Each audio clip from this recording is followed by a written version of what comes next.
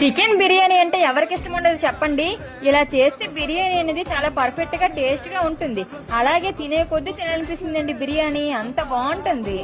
నేను ఇక్కడ 3 గ్లాసులు బాస్మతి రైస్ తీసుకుని వీటిని 2-3 సార్లు పాటు బాగా వాష్ చేసుకుని 30 నిమిషాల పాటు నానబెట్టుకున్నాను.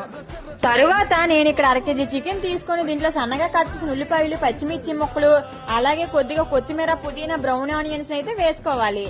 తరువాత దీనిలో మన టేస్ట్ తగ్గట్లు ఉప్పు, కారం, పసుపు, మసాలా పొడి, అలాగే 2 టేబుల్ స్పూన్లు అల్లం వెల్లుల్లి పేస్ట్ వేసుకుని దీంట్లోనే కొద్దిగా పెరుగు, 1 చెక్క నిమ్మరసం అయితే పిండుకొని ఈ మసాలాలన్నీ చికెన్ కి బాగా పట్టేటట్లు కలుపుకోవాలి.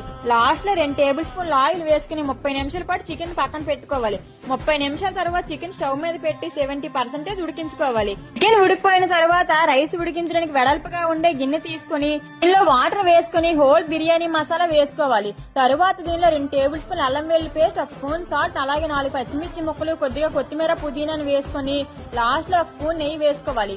ఈ వాటర్ అంతా బాగా మరిగిపోయిన తరువాత దీనిలో మనం నానబెట్టుకుని రైస్ ని వేసుకుని 70% ఉడికించుకోవాలి. రైస్ ఉడికిపోయిన తరువాత ముందుగా మనం రెడీ చేసుకున్న చికెన్ కర్రీలో ఈ రైస్ అంతటిని లేయర్స్ గా వేసుకోవాలి. దీనిపైన బ్రౌన్ ఆనియన్స్, కొత్తిమీర, పుదీనా వేసుకుని కొద్దిగా ఫుడ్ కలర్ అయితే వేసుకోవాలి. మేము ఇక్కడ red food colour, yellow food colour వేస్తున్నామండి. ఫుడ్ కలర్ ఆప్షన్ మాత్రమే.